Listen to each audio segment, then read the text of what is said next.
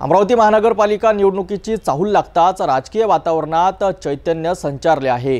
काँग्रेस पक्षाने यंदाच्या निवडणुकीत विजय मिळवण्यासाठी रणनीती आखली आहे आणि त्यासाठी पक्षाच्या महत्त्वपूर्ण बैठका सुरू झाल्या आहेत। काल झालेल्या काँग्रेस भवनातील बैठकीत प्रभागनिहाय निरीक्षकाची नियुक्ती, नव्या पदाधिकाऱ्यांचा पक्षप्रवेश आणि कार्यकर्त्यांना विजयाचा मंत्र देण्यात आला। अमरावती महानगरपालिका निवडणुकीच्या पार्श्वभूमीवर काँग्रेसने निवडणूक तयारीसाठी कंबर कसली आहे। काँग्रेस भवन अमरावती येथे झालेल्या महत्त्वपूर्ण बैठकीत अमरावती विधानसभा आणि बडनेरा विधानसभा प्रभारी डॉक्टर जिसान हुसेन यांच्या उपस्थितीत शहर व जिल्हा काँग्रेस कमिटीच्या कार्यकारिणीची बैठक पार पडली।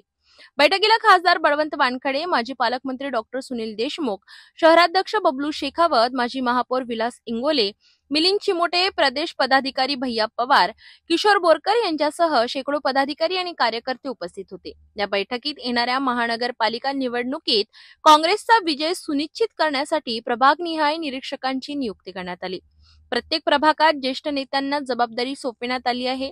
हे निरीक्षक प्रभागातील नागरिकांच्या समस्या जाणून घेतील, पक्षाच्या धोरणांचा प्रचार करतील आणि निवडणुकीसाठी आखणी करतील। यावेळी शहरातील अनेक मान्यवरांनी काँग्रेसमध्ये प्रवेश केला। यामध्ये मोहम्मद शारिक परवेश शकील, डॉक्टर फिरोज खान, रेहान अली, ॲडव्होकेट अफरोज खान आणि युवक काँग्रेसचे प्रफुल्ल तंतरपाडे आणि गोविंद ठाकरे यांचा समावेश आहे।